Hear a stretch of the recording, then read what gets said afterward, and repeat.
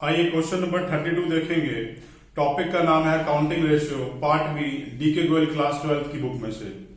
Question में दे रखा है कि डेब्ट इक्विटी 2:1 दे रखी है और कुछ रीजंस दे रखे हैं। उन रीजंस के बेसिस पर हमें यह बताना है कि डेब्ट इक्विटी की जो रेशियो है वो इंक्रीज होगी या डिक्रीज होगी या उसमें कोई चेंज नहीं आएगा। आइए देखें क्वेश्चन कैसे होगा। सबसे पहले हमें जो देखना है वो है कि भाई डेब्ट इक्विटी रेशियो दे रखी है। डेब्ट इक्विटी रेशियो इज डेब्ट अपॉन इक्विटी। ठीक है सर। ये फिगर डेब्ट की जो है वो रेशियो मेरे को 2:1 दे रखी है, 2/1। तो मैंने एक लेट कर लिया, मैंने एक अज्यूम कर लिया कि भाई लेट द डेब्ट बी 2 लाख और इक्विटी को सपोज कर लिया 1 लाख रुपए, ताकि इनकी जो रेशियो है वो 2:1 हो जाए। अब इसके बाद देखेंगे, सबसे जो पहला केस मुझे दे रखा है वो है इश्यू ऑफ प्रेफरेंस शेयर्स। अब इश्यू ऑफ प्रेफरेंस शेयर्स का मतलब है कि आपने प्रेफरेंस शेयर्स को इश्यू करा है। प्रेफरेंस शेयर्स को इश्यू करने से दो चीजों पर फर्क पड़ता है, एक तो कैश पर फर्क पड़ता है, कैश प्लस हो जाएगा, और प्रेफरेंस शेयर कैपिटल जो है वो भी इंक्रीज हो जाएगी। ये प्रेफरेंस शेयर कैपिटल मेरी इक्विटी का पार्ट है, दिस मींस इक्विटी इंक्रीज हो जाएगी। अब जब इक्विटी इंक्रीज हो जाएगी तो मेरा जो रेशियो था डेब्ट इक्विटी वो था 2 lakh upon 1 lakh.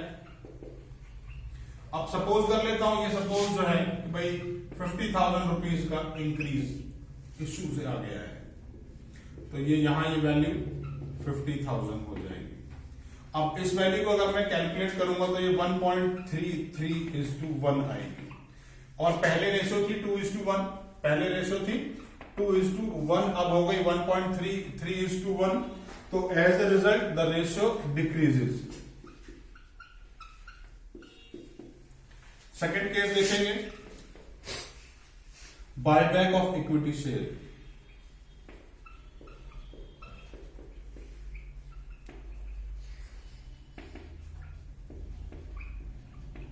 Buyback of equity share को भी हमने ₹50,000 पर सपोज कर लिया है कि भाई 50,000 का बायबैक कर लिया। अब जब 50,000 का बायबैक कर लिया तो बायबैक का मतलब होता है अपने इक्विटी शेयर्स को वापस खरीद लेना। जब वापस खरीद लिए तो इक्विटी शेयर कैपिटल की वैल्यू जो है वो रिड्यूस हो जाएगी। पहले हमारे पास डेब्ट की वैल्यू थी 2 लाख और इक्विटी की वैल्यू थी 1 लाख रुपए। अब इक्विटी तो कम हो गई है, तो अब हमारे पास ये वैल्यू रह गई 2 lakh upon 50,000। So the ratio is 4:1, so the ratio increases.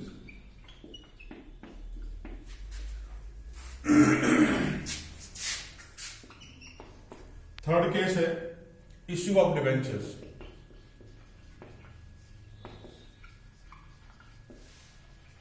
Issue of debentures को भी हमने सपोज कर लिया है कि भाई 50,000 रुपए का जो है वो डिवेंचर हमने इश्यू कर दिया है। डेब्ट इक्विटी में डेब्ट और इक्विटी को हमने सपोज कर ही रखा है। डेब्ट की वैल्यू 2 लाख है, इक्विटी 1 लाख है, और इश्यू किया है डेब्ट, तो 50,000 के डेब्ट बढ़ जाएंगे।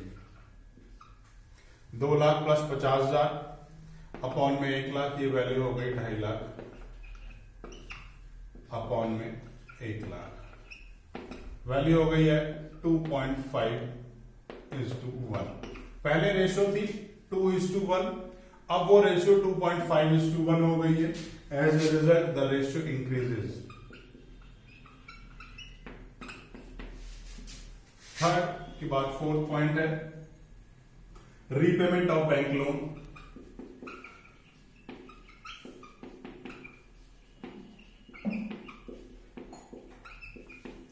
अब रीपेमेंट ऑफ बैंक लोन में क्या है, आपने बैंक लोन के पैसे वापस कर दिए। अब जब आपने बैंक लोन का पैसा वापस कर दिया तो उसका रिजल्ट क्या आएगा कि हमारी डेब्ट की वैल्यू कम हो जाएगी। आपने किसी का लोन वापस कर दिया तो डेब्ट की वैल्यू कम हो जाएगी। सपोज कर लेते हैं ये वैल्यू भी हमने 50,000 रुपए से ही कम हुई है, तो ये डेब्ट की वैल्यू 2 लाख थी और इक्विटी की वैल्यू 1 लाख थी। 50,000 के आपने डेब्ट वापस कर दिए तो 2 लाख में से 50 कम हो गए तो अब 1.5 लाख रुपए रह गए।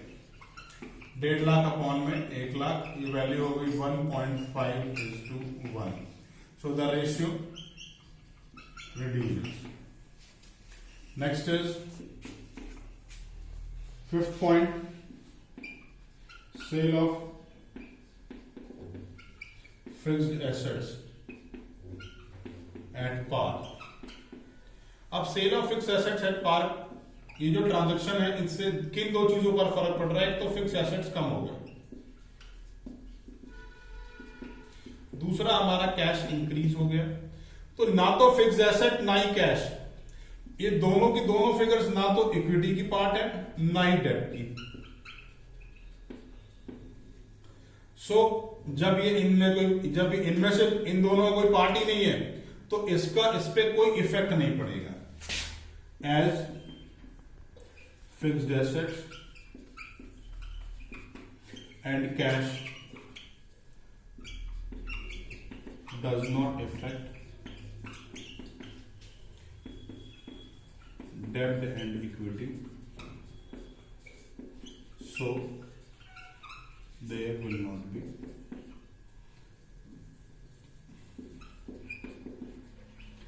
any change. तो रेशो में कोई चेंज नहीं आएगा। आइए केस नंबर 6 देखेंगे। 6 केस में लिखा है sale of fixed asset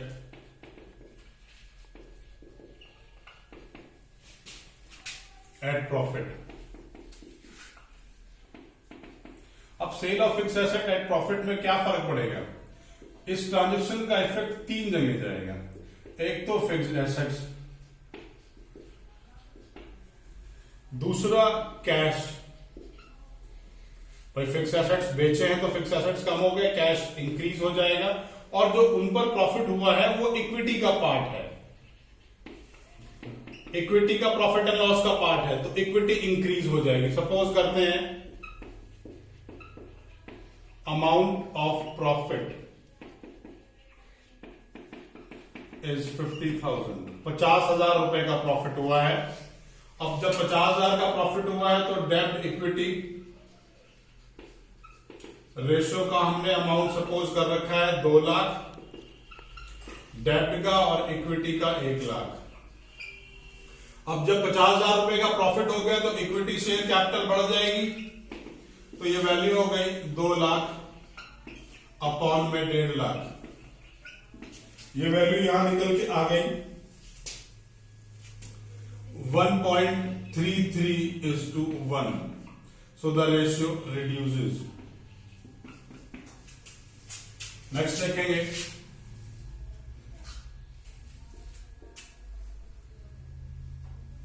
seventh case है। 7th केस में लिखा है sale of fixed assets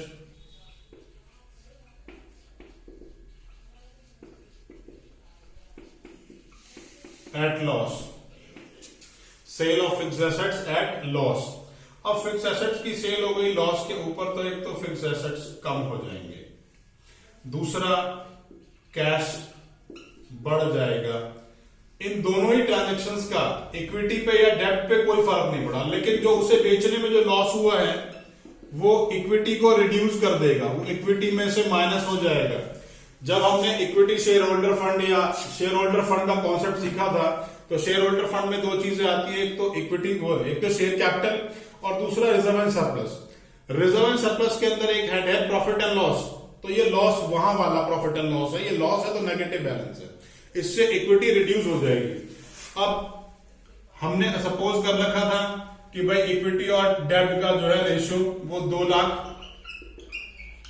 upon में 1 लाख करके रेशियो दे रखी है। उसमें से यहां पर हमने लॉस सपोज कर लिया है, लॉस की वैल्यू जो है वो 50,000 रुपए है। अब लॉस की वैल्यू अगर 50,000 रुपए है तो इक्विटी में से वो 50,000 रुपए रिड्यूस हो जाएंगे और ये वैल्यू जो है वो कुछ ऐसे हो जाएगी। अब इक्वेशन जो है हमारी, तो रेशियो जो है वो 4:1 हो गई। पहले रेशियो 2:1 थी, अब 4:1 हो गई। इसका मतलब जो रेशियो है वो इंक्रीज हो गई है। ये हमने 7th पार्ट कर लिया है। नेक्स्ट इज 8th पार्ट देखेंगे। लिखा है purchase of fixed asset,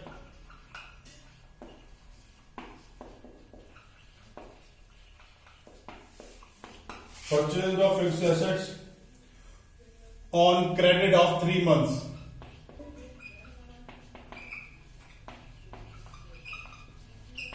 Purchase of fixed assets on credit of 3 months. अब 3 महीने के उधार पर आपने फिक्स एसेट परचेज कर लिया। अब फिक्स एसेट परचेज किया है तो इस ट्रांजेक्शन का देखें किन किन चीजों पर फर्क पड़ता है। एक तो फिक्स एसेट्स इंक्रीज हो गए तो फिक्स एसेट्स बढ़ जाएंगे।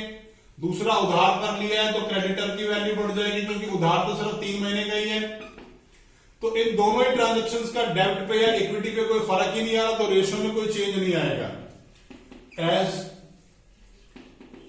Fixed assets and creditor will not affect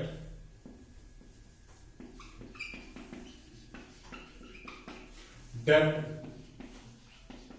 and equity, so there is no change। ये 8 पॉइंट हो गया। अब देखेंगे 9 पॉइंट। 9th में लिखा है परचेज ऑफ फिक्स्ड एसेट्स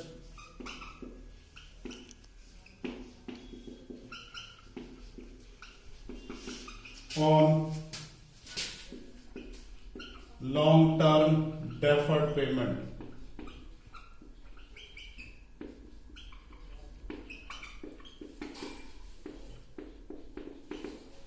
अब purchase of fixed assets on long term deferred payment basis,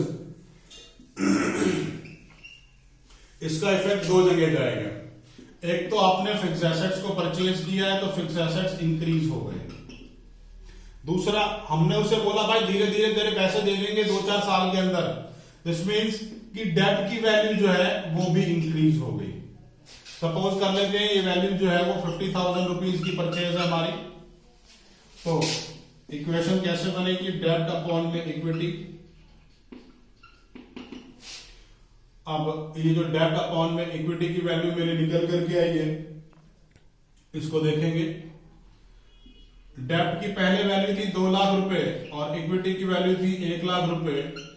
इसमें 50,000 रुपए की परचेज है।